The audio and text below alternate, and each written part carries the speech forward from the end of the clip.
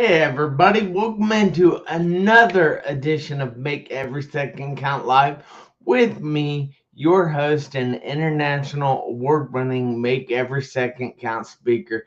Now, I am so excited about tonight's show because we have somebody that I met in Kansas City or in St. Louis. Sorry, got mixed up in events there, on events there, but he is originally from Africa and Kenya, no doubt.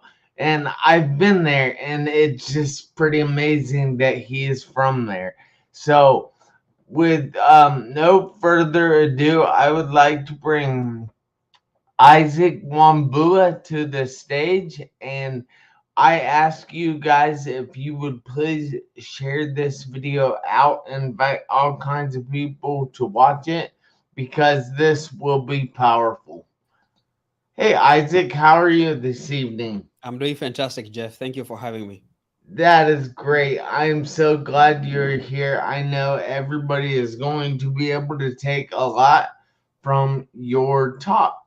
So, with no hesitation, would you go ahead and tell everybody a little bit about yourself? So, tell people who you are, where you're from, and what you do. Yeah, thank you, Jeff. My name is Isaac Wambua. I live in Kansas City with my family. I have a wife and two kids, 3 and 1. So I'd like to say that I'm a husband on training and I'm a dad on training as well. But it's so much fun. Originally, I'm from Kenya. That's where I was born, and I grew up there. Went to school, primary school, high school, college. That's my first degree, and then I moved to the U.S. 16 years ago, almost 17 years ago, and now I Wow. live in Kansas City. So that's a short summary of who I am.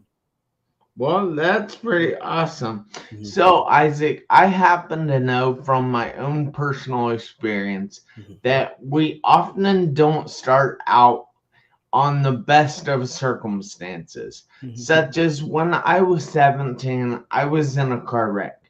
I was in the hospital 3.5 months and in a coma 2.5 of those 3.5 months.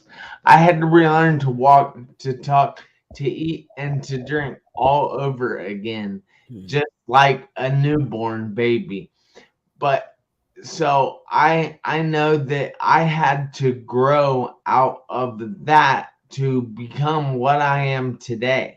And what I am today is I try to help other people get from where they are to the other side so they can live their best life.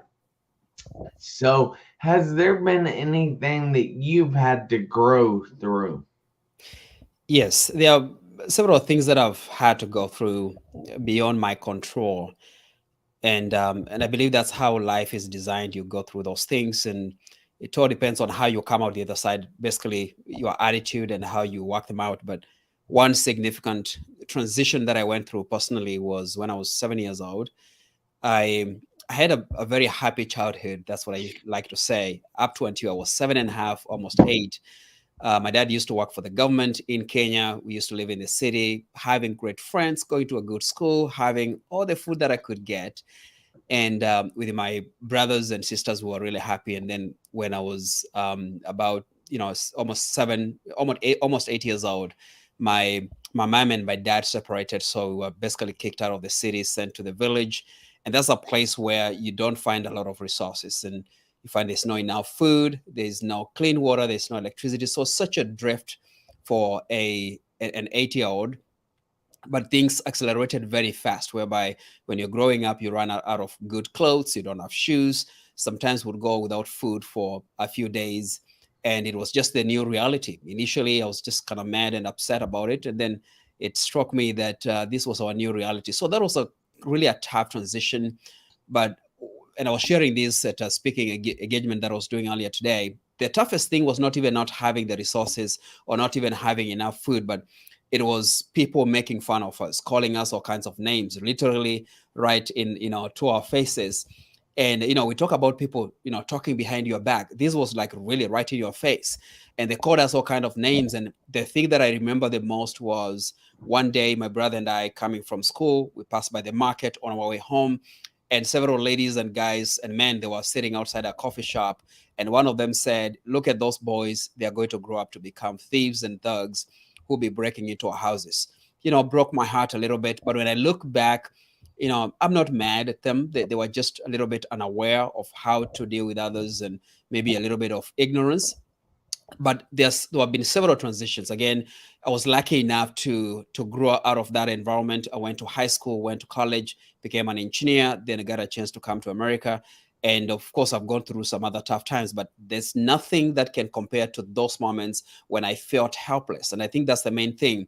When you don't see any hope in the future, that's when it really becomes tough for you. So yes, I've gone through all those things, but when I look back, they were meant to happen. And when I look in hindsight, I wouldn't, if I was to go back and do it again, I wouldn't change anything, because those circumstances have made me who I am today, and I'm very appreciative of that. That is awesome. Now, I know from talking to all kinds of people on this show that most people, when they go through something, or as I like to say, they grow through something, Mhm. then they wouldn't go back and change it if they could. Mhm. So would you go back and change things if you could? And if you could, what would be the biggest thing that you would change? For myself, I wouldn't change anything. Honestly, I would love to go through the same experience and maybe take full advantage of it. When you're going through something, it's hard to see even a few feet away from you. But now that I kind of have an idea of the trajectory and how things work, probably I would make maximum use of the circumstances. Now, for my family, specifically for my mother, I would change a lot of things. She went through so much, working in people's farms, cleaning people's houses, doing all kinds of construction, like really manual labor, so she could just feed us. That I would change for my brothers, uh, in a way that they wouldn't have to go what we went through. Not everybody really is lucky enough to grow through circumstances. Some people just go through those and they become bitter. And one of my brothers went through that, and he got into really a bad situation of drinking a lot and getting into all kinds of problems. So I would change those circumstances, but for myself personally, I wouldn't. Like I said, I've become who I am today, someone who is, in my own standards, self-responsible. I believe in work ethic, working hard, caring about people, um, being able to mentor others, because I can share all these stories. And as a speaker, honestly, I get to make a lot of money from the stories that I tell about my tough childhood and my upbringing. So basically, I guess those situations were building my career to an extent. That's so great. I'm Mhm. so glad that you escaped all that Mhm. and are able to use that now for your own benefit. I find that very valuable information. So what you guys are going through now, you are hopefully going to be able to use that knowledge later, knowledge that you are gaining while going through this stuff. Mhm. You are hopefully going to be able to use that later to grow. So that's a little nugget for each and every person out there.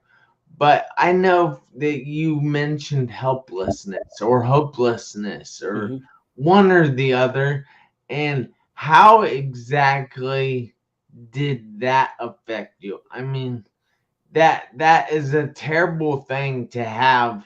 And how did that affect you? It initially it was one of those whereby I was asking questions. Why me? Why my family? Why did my dad have to leave? Why do people don't like us? Those were the questions. Um, but to an extent, and this is something that I shared earlier today. I was doing a training for a local police department here in Kansas City, and what happened very quickly was that because of the suppression and all kinds of stuff, I think everyone gets to a point whereby you don't care anymore. You kind of push back. And what I figured very quickly was that I need to grow up. I need to become a man, even in my teenage years, to be able to take care of my mother and my brothers. So the only avenue I had was to really do well in school. So the helplessness, I don't think there was hopelessness. I always had a lot of hope. I knew that tomorrow was going to be better than today, and next month How was going did to be you better than keep today. that hope? Part of it, and I'm a person of faith, was through my faith in God. My mother took us to church, so that really helped a lot. And the Bible talks about hope for tomorrow. But I also had very good mentors from when I was in sixth grade. My English teacher, Mr. Nathan. I had our principal that really cared about me. Then I had my pastor at church. And those are people, and my sister, my older sister, really took me under her wings to help me out, and my brother in law as well. So I had people that I knew cared about me. And then also, there was a guy actually who, even up today, he lives in America. He would come to Kenya just to visit, and I saw his lifestyle. So there was a kind of a picture of how life can become when you work hard. So I had that kind of a hope day by day. And I knew, again, and Jeff, probably you've heard this story. When I was in fifth grade, my mother sat me down and she said, when you look at us, we are struggling, we're having problems, we don't have enough food and clothes, and everyone else around us is doing well. And she said, I've heard people say that education is the key to success. If you stay in school and you do well, most likely you are going to help us. So with my mother being someone that I trusted with all my heart, I stuck with that. And that gave me hope, knowing that if I do well in school, my chances of doing well in life were increased. So that kept that hope. And then I went to high school, and my doors opened literally, where I met people from the city and they had all the money coming from big families. But I met teachers who cared about me. And again, I've been lucky enough really to have mentors along my path. So it's people outside of my family, outside of my circle, that have helped me to keep that hope alive, and it's happening even today. Excuse me. Ugh. Sorry to hear that I'm well. All right. I am so glad that you can still hold that hope in your heart and remember those hard times because those still help you. Am I correct? They do help me, and when I look back, they give me perspective. And one of them is, number one, not to judge people. It doesn't matter whether someone, like here in the US, we have people that are homeless, we have people that are not doing well. Sometimes we judge them too fast, and we think they got into drugs on purpose, or they just made bad decisions, and that could be possible and could be true. But I've learned not to judge people, because I was judged harshly, my family and I. But the second thing is also to know that nothing comes to last, especially tough times. They come and go. They are more like seasons. Every season has an end. So even if you're going through a tough time, or it's going to come to an end, you just need to hang there long enough.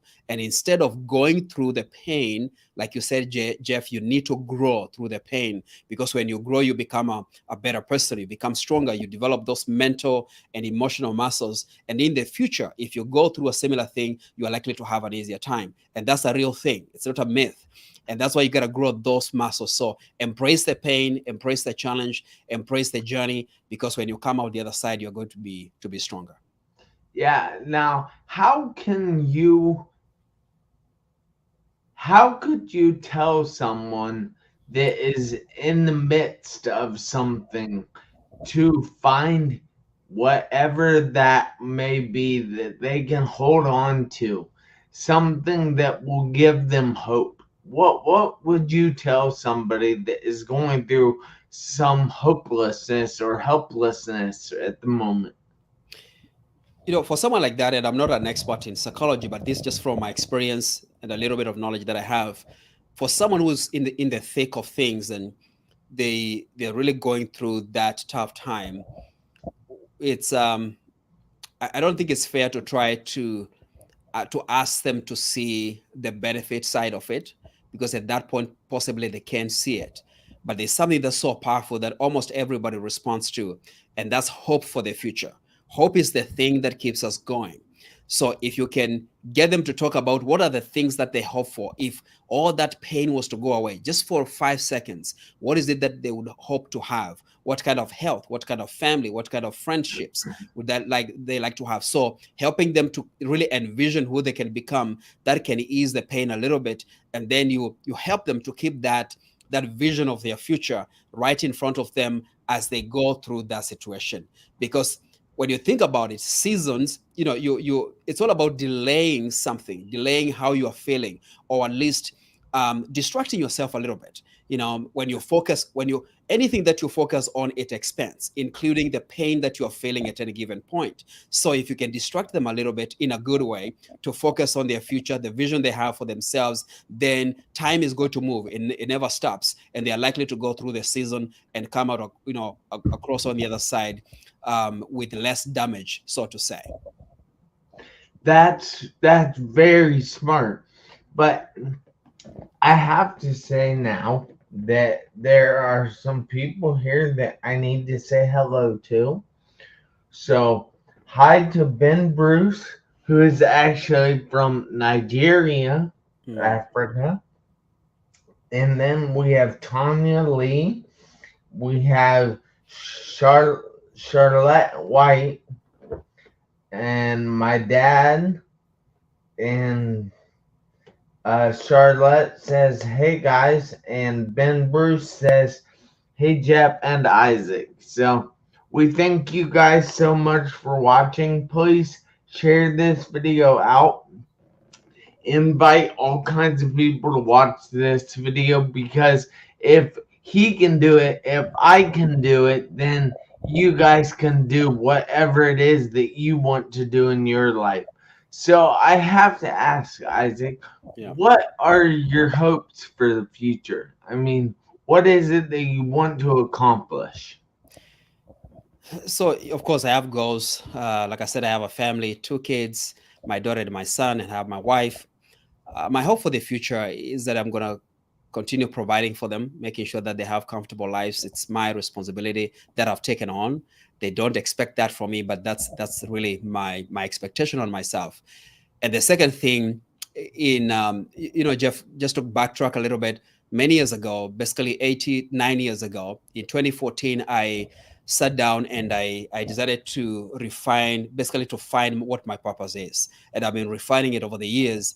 And I narrowed down to two words: inspiration and empowerment. So my purpose is to inspire people and empower them to step into their greatness by using their God-given talents so they can live a fulfilled life. And that's what I pursue even today in what I do in coaching, training, speaking. It has to be in line with that particular purpose. So my hope for the future is that I'll continue having opportunities like these, and even on stage and within the companies that I work with, to continue inspiring people, to show them what's possible for them, who they can become, what they can do, what they can have, and providing those resources. And the last thing I'll say, and this is in my, it appears in my goals all the time. And the question is, who do I want to be known for? I mean, what do I want to be known for? And what I've narrowed down to, I want to be known as the person who never gave up on anyone. I don't want to give up on anyone, whether even when they are giving up on themselves. That's the kind of person that I want to be remembered to be. So my hope is that I'll continue doing this kind of work. It's not just a job. It's not just a fancy thing. It's a calling that God gave me. And again, like I said, when I look back at my journey, and even right now, I can tell you stories after stories. Everything is just making things better and getting me ready to be a better speaker, a better coach, and a better trainer when I'm out there. That is great. Mm. So, what would you tell somebody out there? All right. Well, Ben Bruce said here in the comments. Hold on, I'll put it up here on the screen. So he says, keep doing what you're doing, Isaac. We're proud of you, brother." Thank you, Ben Bruce. Thank you, Efane. Yeah, that's Efane. I can pronounce that easier. Yeah, thank you so much. I really appreciate you for that. Yeah. Yeah. Well, he's a good guy. Mhm. I know him pretty well, so I enjoy talking to him. But so, all right, let's say somebody is going through something at the moment. Mhm. Say they lost their job. They lost all their money and their house is being taken away by the bank. And they don't know where they're going to go the next week or the next few hours. What would you tell them about how they can prepare themselves a little bit for what they're going to be going through? Yeah, I'll respond in two parts. First off, I believe in being practical. Okay, so if there's someone out there who literally doesn't have a job, the house is being taken away, or they just don't have money, I would like you to reach out to me, and then so I can help you to find a job. And yeah, yes, I'm in Kansas City. You don't have to be in Kansas City, even if it's in your city. Now, I don't have to know the people in your city, but I know how to pull the strings. And so, if you're struggling to find a job, we can help you find a job. I just came from an HR symposium, and pretty much almost every company out there is looking for good people. Even if you don't think you have the skills that you should have, you can at least find something that can get you going. Now, as you do that, getting a job does not take away the pain, because when you think about it, if your house is being taken away, or your car is being taken away, or now you feel like you've gone all the way backwards, the biggest damage comes on the psychological side, whereby you are questioning yourself. Does it mean that I'm not smart enough, or I can't make good decisions? It's not even about the money. You can always make more money, but the biggest damage is on yourself. So my recommendation will be, don't don't label yourself. Don't, just because you failed, it doesn't make you a failure. You just went through a phase. You are not a failure. You're a successful human being. You're an ambitious human being. You are learning those lessons. So keep that in mind. You're not a failure. And it doesn't matter what people tell you. They can say, oh, you failed as a speaker, you failed as an entrepreneur, you failed as this, or as a dad, you might have gone through divorce, or whatever that it is. But you are not a failure. That's number one. Remind yourself every single day. And the second thing I'll say, Jeff, and this is something that I preach, we care so much about what people say, but I think I figured it out several years ago, that the most powerful voice is your own voice. When people say something about you, whether it's negative or positive, it's just an opinion. And we don't pay attention to opinions that much, but basically we shouldn't. So that's just an opinion. But when you say something about yourself, it's the truth, because you know yourself more than anyone else. So keep on telling yourself who you are. I'm a successful person. I'm an ambitious person. I have potential. I have the ability to do this. And when you believe your own voice, all the other voices are going to fade away. So that would be my biggest advice. And then the last thing is, don't stop. Keep moving. Keep going. Now, this is not necessarily a spiritual thing, but we say that if you find yourself going through hell, then keep walking. You gotta keep walking. Yeah, it's called going through hell. Don't stand there. You're gonna burn. And a lot of people, when they are stressed out, and I totally get it if you're going through a very tough time, but a lot of people, when they're stressed out, they just sit down, or they take a nap, and now they are thinking over and over and over again, and giving the situation a lot of energy, and you go deeper and deeper into that situation. You got to get moving. Keep looking for a job, keep talking to people, keep reading books, and keep on talking to yourself. That's the best advice I can give them. That's great. I always say that there's only one way to get through something, and that's go through it. Yeah. Because there has been nothing that we've gone through that we didn't live through. So I'll say that again. So there has been nothing that we've gone through in our life that we didn't live through. Mm. So you have to keep going. You have to just go through it in order to come out the other side. Mm-hmm. It's so powerful when you can honestly grow from that thing and take the lessons and benefit from those in the future. It's so rewarding and so powerful. So, Isaac, I have to ask another question. Okay. Do you happen to have any contact information that you would like to give people, or a website, or some other way they can get in touch with you? Yeah, sure. The easiest way, fastest way to connect with me is on social media. Go to LinkedIn and find my name, Isaac Wambua. It's right there, just spelled exactly like that. Connect with me, send me a message. I looked at my LinkedIn many times in a day, basically whenever I get a free time. And also on Facebook, Isaac Wambua. I have a page, and I have a website. My business is called Dynamo Methods. So it's dynamomethods.com. You can check out our programs, or if you want to connect with me. But social media is the best way to go. And if you are going through a tough time, now I don't have all the answers, but if you think I can be of value to you, just send me a message, and we'll schedule a time to get to chat. So I like helping people, and I'll create time to do that for you. Dynamo DynamoMethods.com. methods. All right. I'm trying to put this in here so I can put it in the comments for you. Here we go. Got it. Dynamomethods.com. So they can check you out there. And it also says that you're an author. Yes. Can you tell us a little bit about what you have written and how we can get the books if we're looking to read them? Yeah. So for those who are curious about what I do, I talked about speaking, coaching, and training. Our business Dynamo Methods, but they, Jeff, it's a method. So it's not an O instead of an E. Oh, It's a dang TR. it, It's a method. Yeah. Okay. It's okay. dude. Yeah, Oh.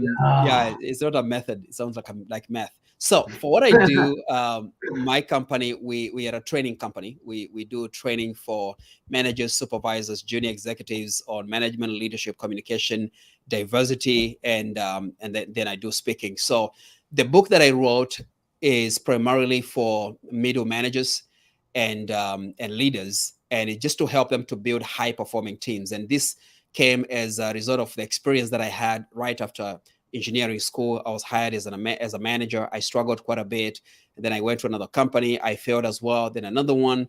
And of course, at some point, I got to have good mentors that taught me on how to lead and how to communicate with people before I went into business full time. So it's just a gift that I decided to put out there to help people that are starting out, or those that have been leaders for a while but they have never been trained, or someone who just wants to refresh their leadership skills, to read this book and learn how to build high performing teams. So the book is called Now That I'm a Manager, What Do I Do Next? Basically, it's a blueprint on what to do next when you become a manager, when you become a leader, and you can get that on Amazon. So that's the easiest way to get it. Well, that's awesome. It sounds like a great Yeah. book. Now I'm a manager, so now what? Yep. Now that I'm a manager, what do I do next? And yeah, the book, again, sometimes you never know. This is the first book that I wrote, and I wasn't nervous about it, but to an extent I was. It's kind of like your baby, and, and you don't know how you're putting it out into the world. You don't know how people are going to respond. And but the book did very well. It's still very strong on Amazon. It became a bestseller the first week that we launched it. And hey, from a business perspective, I've gotten some good contracts just from that. Today, I did a training that I mentioned, and actually, the person who hired me is because they read my book about 2 months ago. So it's opening doors for me. That's awesome. Yeah, yeah. So I thank you so much for coming on here tonight. I You're know welcome, Jeff. that you're a busy guy. Obviously, you were speaking today to a police department in Kansas City, so Mhm. that's pretty busy. It is. So Yeah. I have to say thank you so much, man. Yeah, and thank you to you, Jeff, really, for the honor to be on your show. I don't take this lightly, and for your audience really trusting me to be able to deliver to your audience. I really appreciate that. And of course, you and I, we are friends, so we'll stay in touch. Thank you, everyone who tuned in today. And even if you're watching this as a replay, I hope you find value in this. And like I said, if you need help, just reach out to Jeff. He is the man. He is the man that is going to make a difference in your life. So, Jeff, thank you so much. Thank you. I really appreciate you. Mm. So I need each of you out there to do me a favor, including you, Isaac, this week, next week, and for the rest of your life. I need you to make every second count. Why? Because you never know when the seconds are going to run out on your one life. I'll see you guys back here next Tuesday, 7 p.m. Eastern Time. And until then, take care and have a great night.